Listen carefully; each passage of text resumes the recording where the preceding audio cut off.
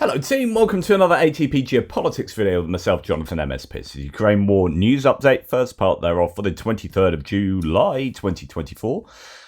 Thanks for tuning in. We're going to go straight to where we normally start. Ukrainian general staff figures for the Russian losses for the day before, all the usual caveats apply, and you can find them in the description to the video below. We can see that the number of personnel lost has ticked back up to where we were seeing it consistently for a number of weeks. It came back below 1,000 for a few days and has gone back up now 1,220.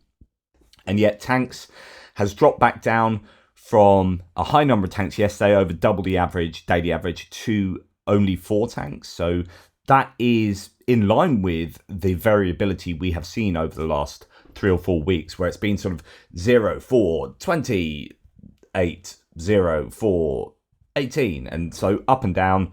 I proposed many reasons why that might be the case. It could just be random variability, right? 20 armor personnel vehicles, that's over the daily average by 2 or 3. 57 artillery systems, a very high number there, 3 times the daily average. 2 multiple launch rocket systems and 1 anti-aircraft warfare system. Remember, we had, I think, 4 anti-aircraft warfare systems yesterday. Don't have an Andrew Perpetual loss list today. Would be interested to see what it would have on it. I might do a separate video later when that comes out. 64 vehicles and fuel tanks and 3 pieces of special equipment. So some fairly significant numbers in a few of these categories: artillery, vehicles and fuel tanks, armored personnel vehicles and personnel. So a difficult day for the Russians, as it normally is. Indeed, when we look at the personnel losses over time, UK's Ministry of Defence says Russian military casualties in May and June this year averaged more than 1,000 a day, higher than at any other point in the war so far. Poorly trained Russian soldiers are being used as cannon fodder in an attempt to overwhelm strong Ukrainian defences, says the UK Ministry of Defence. And that pretty much tells you all you need to know at the moment as to, what's going on with the Russian figures and on what's going on along the front lines, how it's very difficult for the Russians. They are making territorial gains that might end up being somewhat significant, as in, they are taking square kilometers after square kilometers. And it's significant because it's going to be very difficult for the Ukrainians to take that back militarily. Because you look here, it's costing Russia this number of troops to take that amount of ground. Now, you can argue they're not doing it very sensibly. They're not using close air support as much as they would like to. They might not have as much artillery ammunition to throw at the Ukrainians as they were used to at the beginning of the war, so on and so forth. Maybe at some point in the war, Ukraine can get to a point where they are able to take territory back without incurring such heavy casualties as the Russians. Okay, a few other losses. What do we have here? This is a HIMARS strike on a Russian Yastreb AV artillery reconnaissance complex. So that Yastreb AV cost, let's have a look at that, see what it is. 250 million according to this Google search or Bing search here. HIMARS precision, it's not the first time I reported on one of these getting taken out before, and it looks like, that's it doesn't like that. Anyway, this is an expensive piece of kit being taken out by a Ukrainian HIMARS strike counter-battery radar system designed to detect the trajectory of incoming artillery and determine the point of origin for munitions. So this is your classic counter-battery calculator. Remember, counter-battery fire entails tracking the ordnance from when it comes out of the barrel, and you have this trajectory that you can, if you can measure the trajectory with your radar, then you can work out exactly where it came from, and then you give the coordinates to the artillery crews, and they hit that artillery battery. So it's your counter battery.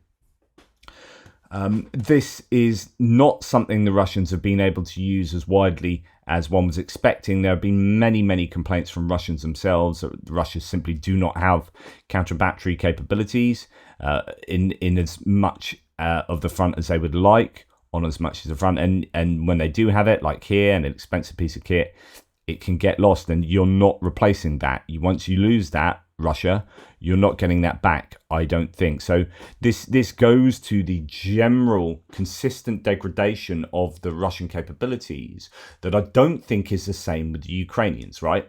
So the Ukrainians are getting given consistently. You can argue not enough and not as often enough, but they are getting consistently given equipment from all of these allies, 50 plus allied nations. You know, what was it, Lithuania recently, or one of the Baltics, giving 6 radar, or I don't think they've given them yet. I think they're actually building them, but they're going to be getting 6 of these massive radar arrays. That is the sort of thing that Russia is not getting given from any nation they are allied with. And so every time Russia loses one of these, it's, I think, more significant than if Ukraine loses one of these, because Ukraine has a much greater chance of being able to replace that. Russia does not from its own manufacturing base, and not from allies. I think this is really good news for Ukraine to see equipment like that getting taken out. Here we have a Tor air defense system, again taken out by HIMARS. It's being tracked. I've been complaining a lot about these medium-range reconnaissance drones tracking vehicles and targets for the Russians behind Ukrainian lines. Here we have a Ukrainian reconnaissance drone tracking a Tor air defense system, possibly other vehicles as well, going into that building, and then the building getting taken out. One presumes that will do some fairly significant damage to that air defense system. As you can see, quite a large explosion going on there. Okay, we're going to talk a little bit about old howitzers that the Russians are bringing out of storage and what that might tell us. So I've talked about how old M46 howitzers show that Russia is in a desperate situation. It might not be as bad as one might think. I think it is just generally, like, if you're pulling out old howitzers from storage, it's not that those howitzers can't do a job. They can do a job. And actually, the M46s are fairly good for their range. But I think it generally shows that Russia are in a bit of a sticky situation, because you would be pulling out your most modern self-propelled howitzers if you were able. And of course, I think it shows they don't have those. But John P says, with all the recent M46 talk, I think people are getting too caught up in hopium. True, it wasn't a system Russia used before the invasion, but per se, it's not necessarily a sign of desperation. Why not use an artillery system that's better than many of the ones they already had in service once they got a reliable source of ammo? So it could be that now they're getting, these are just older, different caliber howitzers that they didn't necessarily have the ammunition for, but they've maybe received a whole bunch of ammunition from North Korea that is usable with these howitzers, so they're starting to drag these out. But if they're getting the ammunition, then hey, why not, type thing. In the end, M46s have far better range than D30s and D20s, but again, they are using, just in general, D30s and D20. It's just not where they thought they would be, I'm sure, 2.5 years ago. As someone asks, is there any older artillery than the M46 that they could use? D1s, M30s, D74s, D44s, just quite incredible. Except for 2 glaring details, someone says. They have no tyres for the wheels on the guns and nothing left to tow them with. We've already seen guns on bare metal rims towed by loaf vans, says one source. And John P says, look, can I have sources for those videos? But so it's not necessarily, I think, good news for the Russians. But I still think, sorry, it's not necessarily bad news for the Russians, is what John P saying, but I actually think it is reflective of an issue for the Russians. It is still suboptimal, and if they are unable to tow some of these without tyres because they can't get tyres from them anymore, then again it shows you that there are issues. Okay, Andrew Perpetua says, this is a Russian in Kherson. Morale is high, brother. Okay, so the Russian source says, and it gives details, stuff in these square brackets, like the range of the frequencies, the name of the anti-drone gun and the regiment number have been deleted out. But our regiment only last week managed to identify and work on several enemy watercraft that were trying to cross the river.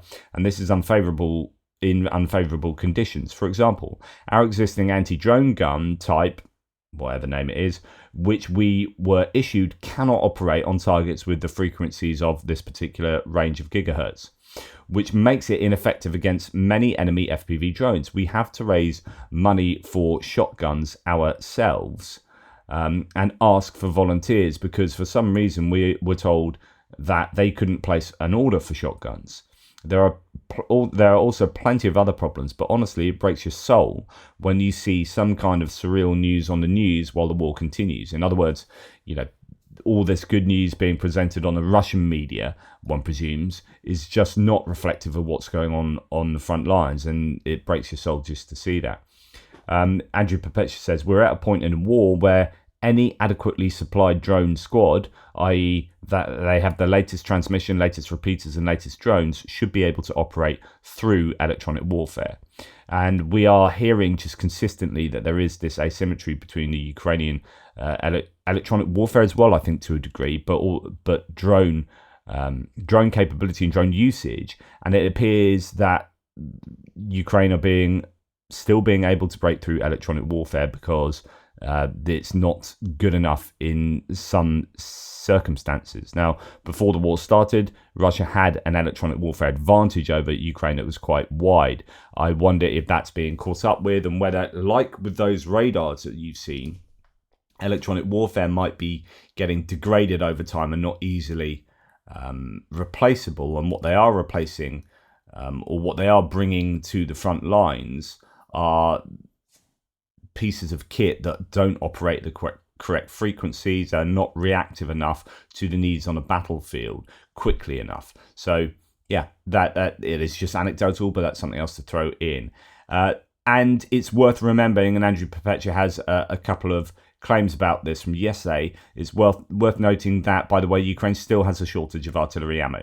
So we heard yesterday that the Czech initiative has brought in 50,000 shells this month, and another 50,000 next month it will, and then I think it's going to go upwards from there, so it might be like 100,000 a month. But anyway, even though they're getting that, it's not enough, and Andrew Perpetua says it's frustrating because many portions of the front line right now would be easily defended by Ukrainians with artillery due to unfavourable terrain for the attacker, but there's nowhere near enough ammo to do this, which is why you see Russia penetrating in deep suicidal attacks. Is what Andrew calls YOLOs, you only live once, and you get these like kamikaze YOLO attacks with an IFV or two just absolutely hurtling towards a particular objective that's maybe a couple of clicks away, and it just amazingly gets through. Maybe the mines have already been blown up on that route, and these get through eventually, or eventually get blown up way later than they should do, because there's just not enough artillery. There's nowhere near enough ammo to do this, which is why you see them doing these suicidal attacks in the way they are. There are many places, he continues, where incremental advances are practically impossible. It's all or nothing, which is why bogging down a column and pounding it with artillery would be such an effective defense. Also shortages of ATGMs. So I think, long gone are the days where we were seeing consistent uses of javelins and NLAWs. They're just, it's the same with manpads, actually. We're not seeing stingers. There's talk about UK starting to train up people on martlets again to a much larger degree and sending out martlets. But, there's a big lag there between the need and the arrival of the kit. And I think it's been the same as alongside artillery ammunition lack. There's been manpad lacks and ATGM lacks as well. And that means that they can just do these YOLOs, as mentioned. Anyway, bogging down a column and pounding it with artillery would be such an effective defense. Also, shortages of ATGMs. FPV drones can only do so much. You will see straight up YOLOs where Russia moves many kilometers past the front in a desperate attempt to advance, and you'll see videos of Russians in places you will not expect to see them, and almost always they will end up getting massacred, and then sometimes they will survive. And you can bet your ass every time Russians are seen somewhere, the Russians will claim they captured it, even though most of the time it's a suicidal charge where everyone dies. And this is where you see a lot of map changing for Syriac maps. I'm way behind in my mapping updates. I did Andrew Perpetua's update on the map last night. That took over an hour. There are so many changes. I think it's almost 4 days since I've done a map update. So I'm so sorry. That's one of my missions for today. Right, Sumy region last night was attacked by 8 drones. So we're moving on to distance munitions and whatnot. 8 drones and 1 Kh-69 air missile. According to the Air Force, 7 drones managed to be shot down, and the missile did not hit the target. So actually, that's pretty good. There's 1 drone that might well have hit a target, but that's not bad.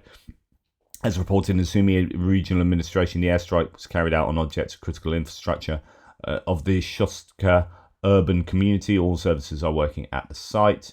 And then really on to Ukrainian strikes. Fairly quiet, but the one significant thing coming out this morning is on the Kerch Strait in Russia, and it's not for the first time either. In Russia, there are reports of a Kerch Strait in Russia, Crimea, Strait there. In Russia, there are reports of a drone attack on a ferry in the port of Krasnodar Krai, causing the vessel to catch fire. The regional governor, Veniamin Kondratyev, stated that the attack occurred at the port of Kavkaz and resulted in casualties among the crew and port staff. Locals reported that ambulances and firefighters were dispatched to the port. So this might well be that little sort of, I don't know if that's an island or an isthmus connected to a road there. I don't know that. That's not the Kerch Bridge. But anyway, there's then some port infrastructure around here. Now, the ferry might well be one of these railway ferries that we have seen targeted before. So if you remember, at the end of May 2024, so May this year, 2 Russian train ferries were also hit by missile strikes in the Kerch Strait. I think they only had like 3 of those ferries. This is a really significant strike at that time, where you are stopping the Russians being able to transport heavy equipment by ferry, because they can't do it by the Kerch Bridge because it's still structurally too weak for particularly heavy equipment, it appears. So they do it by railway ferries. So you have a railway going onto a ferry, and then it goes across and then drops off whatever it is, and that's how they're getting things like tanks and whatnot across. Well, if you hit those railway ferries and stop them from working, they're not the sort of piece of equipment that you have spares for. You don't have too many of those types of ferry hanging around, and that really hammers your logistics concerning Crimea, at least. So another one possibly taken out this morning. Air defense is also operating in occupied Luhansk. Explosions reported there, and there's been a strike near a TV tower in Luhansk. Don't know what's happened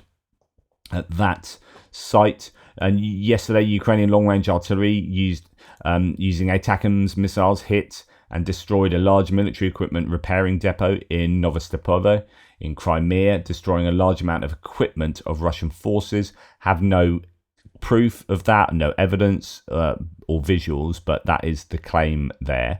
So it could have been a significant hit yesterday. Also, there's slightly more places were actually hit, by the looks of it, at the Morozovsk airfield. Oh no, it's Milarovo airfield before. So this is another airfield. So this is the one that was hit last night. The Milarovo was 2 nights ago that we saw footage for yesterday. Now we're seeing footage of the Morozovsk airfield in Rostov that was hit on the 22nd, night of the 22nd.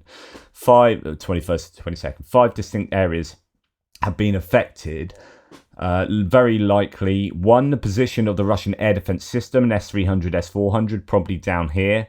In that larger square outside the immediacy of the airbase. Then fighter jets, Su-27, Su-34, possibly inside the base here, maybe at those aprons there by the looks of it, and possibly over here. And warehouse with oil and lubricants could well be this at the back. and you might have had aircraft also hit on the main runway there. So that could have been a useful hit. I was saying, watch out for large waves of drones hitting air bases going forward, because that has to be one of their primary targets at the moment. They've been told they can't use Western weapons to do it. They've got to use their own stuff, and they do have attack drones that they have been concentrating on firing at mainly at oil infrastructure and similar. But it's I think a case that they need to take out those air bases, overwhelm the air defenses as well. And when you have an airbase that might well have had an S-300 taken out at it, and you are able to strike that airbase, it means that the Russians are effectively unable to stop such strikes. I've said this about what Russia should have done with Ukraine and hasn't done with Ukraine. Ukraine should do this with Russia, which is concentrate on one target and properly overwhelm that. So my thoughts would be a target like this. So you take that base, right, and you say, okay, this base might well have one air defense system, might have two, who knows. But if you send 100 drones against that airbase, then no matter, that even if you had two S-300s, they're not going to be able to cope with that. They won't have the reload capacity, and I would assume you're going to be able to, especially if you've got low flying drones that turn up relatively late. 100 drones against that, and just properly take that base out. Take that base out in a way that it's going to be very difficult to get it up and running again without like months and months of repairs, and hopefully take out a bunch of planes. Now with drones, it's easier to get aircraft up in the air, scramble them if you know drones are coming. But if you can instead of sending 100 drones to various places throughout, say, Ukraine or throughout Russia, each side should be, I would have thought, should be focusing on one target and properly taking out that target and then moving on to another, particularly when it comes to air bases. Now, Zelensky himself has said today, or yesterday, the commander, was this yesterday? Yes, 2 days ago, actually. Today, the commander of the air forces reported that the operations of our fire teams, the downing of Shahed drones and countering Russian missiles, we can now say that our air defenses have been strengthened. The German Patriot system has arrived in Ukraine, and I extend my gratitude to Germany and the US for this step. We will be more able to do more in the skies.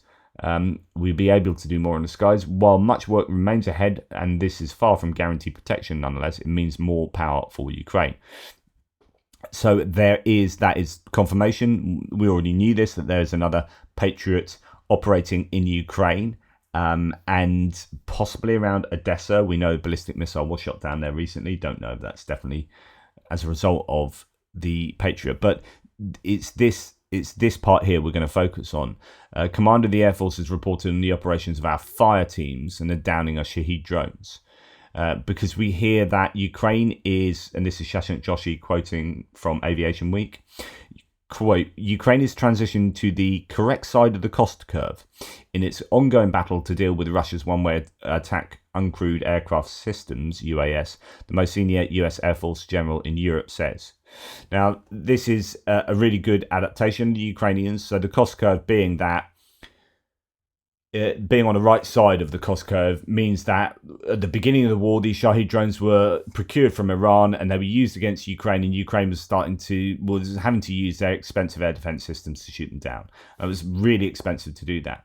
And it's taken them some time, but they've successfully gathered these different systems like Gepards and the old ZSU, auto cannons and Skynets and a whole bunch of different stuff, Avengers. They're all set out around, one would assume, Ukraine, and some network that are all keyed into radar sites, and they are positioned in, you would assume, fairly decent places, such that, like last night, 7 out of 8 Shaheds were shot down.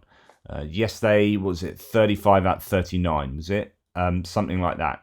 Really good interception rates. The problem is, the other area of adaptations from the Russians is that it appears that they are getting better at targeting. So the 4 that do get through are possibly more likely to be more successful than maybe at the beginning of their time of using Shahed drones, when they have like Chinese satellite imagery intelligence.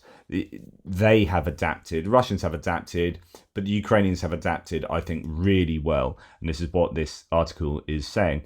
Hacker provided significant new details on Ukraine's low-cost acoustic sensor array called Sky Fortress. The system uses 9,500 sensors located across the Ukrainian countryside. Each tower costs $400 to $500. And I've talked about this previously, and I have got it laid up as well, I think, for the military aid video.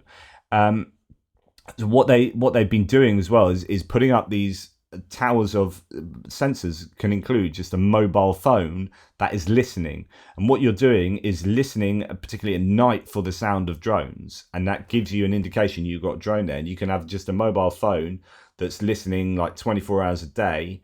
And you set a bunch of these up around, and you've got acoustic, and then you can probably plug that into AI, where the computer itself can know when it's not like someone listening on it the whole time, know when there's a drone coming.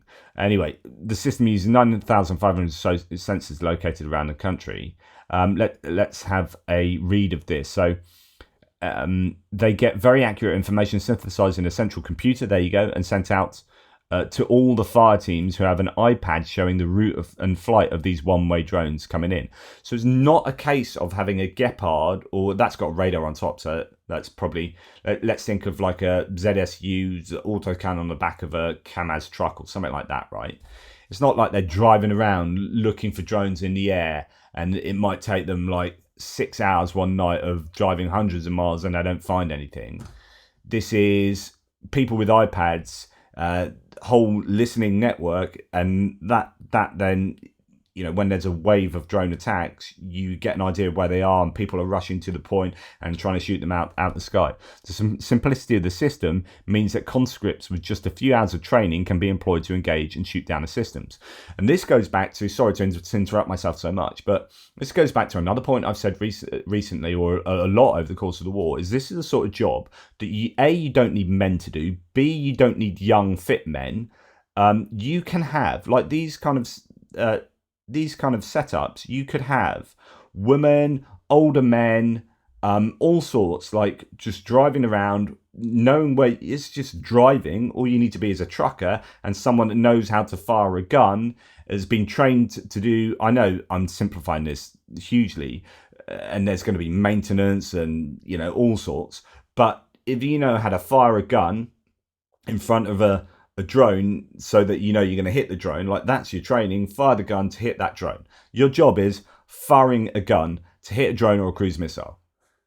That's all you're doing. All you're doing is driving around. You don't need to be the youngest, fittest soldier to do that. So there are all sorts of jobs that can be done in defending Ukraine by people who you might not otherwise sent to the front lines. And that means that you can, if you've got anyone that can be sent to the front lines in these groups of people, send them to the front lines. And these can be done by a totally different type of people, which means you've got a larger pool of personnel you can mobilize from. That's just my own speculation, spitballing, but that's what I've thought for a long time. Anyway, back to the source. Sky Fortress has already proved its worth when an 84-strong raid of one-way drones was successfully engaged with 80 downed, Hecker said. The system's capabilities have also been verified with a test at Ramstein AB in Germany and trials on a weapons range in Romania. Each tower costs $400 to $500 and does not have to deal with the curvature of the Earth issues. So with radar, curvature of the Earth, of course, this is why, you know, you flat earthers out there won't do very well in a war, because you won't understand how your own systems work. So with the curvature of the Earth, radars can't deal with finding things over here, whereas something that uses acoustic is a whole different kettle of fish, and you don't necessarily have those issues. I wonder if any Western government could procure an entire air defense sensor network for under $5 million, says Shashank Joshi. Interesting stuff there. Really good. That's what you want to see. That's really good innovation. But the key there is it's cheap innovation. And that is super important. Cheap, low-tech, sustainable innovation. Right, moving on to other bits and pieces. Residents of several villages in the Stavropol region of Russia have appealed to Putin after being without water for 2 weeks due to lack of funding. They report that livestock and poultry are dying and they struggle with basic needs like bathing children and washing clothes. Despite receiving some drinking water, it's dirty and chlorinated, and the limited supply of technical water is insufficient. The local water utility stated there is no funding for restoration, promising water by 2025. Although the local administration claimed to have restored water supply following the appeal, residents report this is not true. You have elements of Russia breaking down, like I reported yesterday, the day before, and I keep reporting. And it's the little things like these, yes, anecdotes, but you place all these anecdotes into a network of other anecdotes and you understand that all is not well. Something is rotten in the state of Denmark. The Russians are having another meltdown, says Wall Translated, looking at another Russian source here. The State Duma Committee on Defense, so Russian Parliament Committee on Defense, has banned, quote, the carrying of gadgets in the SMO zone. This will be considered a gross disciplinary act. Obviously, they are trying to hide leaks about losses and war crimes, but the reaction of the military was not long in coming. They call legislators worthless idiots as smartphones replace a non-existent closed connection. Reactions are coming from everywhere. Here's just one. So the idea is that they don't like seeing these videos that I play to you. And sometimes, I often say, look, this could be psyops. And they are clearly like Russian people moaning about the state of affairs, because now you've got the Russian government saying, we don't want that to get out because people like ATB Geopolitics are shouting about how crap the Russians are. We need to stop that. Obviously, it's about their own morale as well. That like a contagion spreads through the troops. They want to stop that, and the best way to stop that, they see it, is disallow them having mobile phones. But of course, the flip side to that is mobile phones are the way they communicate, because they don't have enough radio equipment, etc., etc. So it turns out that there were problems for 2.5 years in the SMO because the military personnel in the SMO zone were wearing gadgets, says one source. Now it's time to flourish. We'll go to Lviv as soon as the personnel get out of TikTok and finally start fighting. I wonder if this senseless stupidity of people in power will ever end. Do such people even understand that with their impenetrable stupidity, they are discrediting the army, the government, the state, and the president personally? Look, the telephone is a means of adjusting fire, coordinating between neighbours, directing reconnaissance, Mavic operators, mapping minefields. The same Mavics are controlled through the phone. Yes, just a modern fighter, thanks to the telephone, can every day as a combat situation allows, call his family, receive photos and video news from them from home, smile at the news, and just take a break from the severity of everyday combat. Just look at cats on the internet, reboot your psyche. The Telegram hosts chats for combat work and transfers unclassified documents for the functioning of the unit. Yes, the same money is transferred with which guys from their salaries buy a huge list for their department every month. I mean, it's really important, like the amount of capability that a mobile phone brings with it in terms of not just morale for the soldiers fighting on the front line and that connection to their friends and family, but actually the ability to coordinate a unit, the ability to buy equipment for the unit, etc., etc. If you stop these people allowing these mobile phones, units would be in trouble. He continues, I advise the deputies to go further and not only ban all gadgets in the SMO zone, but also Mavics, because they're essentially civilian gadgets too, which, I mean, this is obviously sarcastic, which if we are guided by the brain movements of the Duma Defense Committee, have nothing to do with the armed forces, but theory without practice is dead, practice without theory is blind.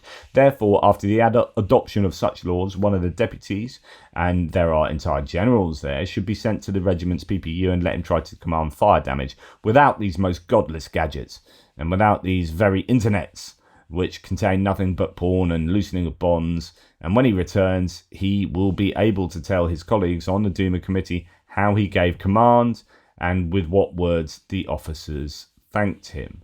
So obviously not pleased about that, but again, it's an indication of how things aren't going as well as they would like them to be going. Right, onto a bit of disinformation here. I'm going to start with Russia and just spread out a little bit, just as a warning to be aware. So this is a sort of, I almost reported on this the other day, and then it's just like, I didn't. But anyway, I will now. As always, the Russians first create a disaster and then try to blame a victim. They even produce a staged video showing an allegedly Ukrainian police officer applying fake blood to a doctor's clothing. Police officers don't wear military boots in Ukraine, and the doctor's uniform was completely different. It had a pronounced horizontal seam. Blood stain also looked very different in reality. The Russians missed these details despite the fact that they spent 10 days on this fake. Also, Twitter bans people who post bodies and human body parts following the Russian attack. Logic is simple: remove all evidence and then push fakes. So what happened here was you had, this is the real one of a guy, and that's that horizontal seam going across, of the actual doctor in the children's hospital that was attacked in Kiev, that's, you know, had all that damage to it, and they lost many people that day, and it was horrific, right? And we were all saying how disgusting it was that the Russians appeared to be purposefully targeting a children's hospital. And then 10 days later, they release a fake video of supposedly of a Ukrainian policeman spraying fake blood on that doctor to try and, I mean, he's clearly taller than this guy, it's my opinion already, but to try and claim that this was all faked, and that this was a false flag, or etc., etc. And of course, it's just complete bunkum for the reasons given, like the Ukrainian policeman wouldn't wear those boots, and this is clearly a different guy, and whatever. Complete nonsense. Just the warning at the moment is be very aware that so much of what you see on the internet might well be disinformation. Now, as the US goes into election cycle season, the campaigns are going to be going full throttle. Just be very aware. Here's something that's doing the rounds at the moment, which is, and this guy's tried to change his name as a result of this, to Joey Dolezal. But here's a person that made a big mistake when trying to use their sock puppet account to spread disinformation. I've talked to you before about anyone who introduces themselves with their identity, or saying, look, I'm a single white mum from, you know, wherever, and I used to vote Biden and now I'm voting Trump, or whatever. I warned you about that kind of thing before. If they introduce you with those identifiers, it's often the case that they are fake accounts, right? And this is someone just, I think yesterday, a MAGA influencer called Joey Manarino had obviously had two accounts, but forgot to log out of his Joey Manarino account before going on to his sock puppet account. And this is, I'm a true black American woman. He's got his actual picture up there as a white guy. I'm a true black American woman, and I've been black all my life. I was born black and I will die black. My mummy black, my daddy black. I will never cast a ballot for that Kamala Harris woman as long as I live. Trump all the way, all day, every day. Says Joey Manarino. It's like deeply embarrassing. This post has been deleted now, and he's tried to change his name, which someone's also found out. So anyway, like, it's, as funny as that might be, that's the tip of the iceberg, right? So there's one person out of thousands, and that's an American doing that, right? So you will have Russians making hay while the sun shines. This is disinformation, hunting season, open season at the moment, and you are going to be flooded with stuff to do with American politics, but also to do with the war in Ukraine, such as this, where you just have to be very careful. I mean, the initial assumption for me would always be whatever Russia claims is probably wrong. So just ignore Russia most of the time, or at least have a high level of a high skeptical threshold, and demand really, really good evidence. It's just, you know, you're going on form. It's like betting on horses. You don't bet that a horse will win if it's lost 1,000 times in a row, right? So we found out 1,000 times in a row that Russia have lied. Then, you know, don't cry wolf. The probability is you're going to be lying the next time, and if you're not lying, then you've done yourself a disservice by lying all those other times. But actually, it means that every subsequent claim you make, we need more and more evidence to justify it, because otherwise we're not justified in believing it to be true. And just when it goes out into the wider world of disinformation, if you are living in a place that's having an election right now, just be careful. Anyway, that's enough from me. Thanks for watching. Please take care. I'll speak to you soon. Tool Pips.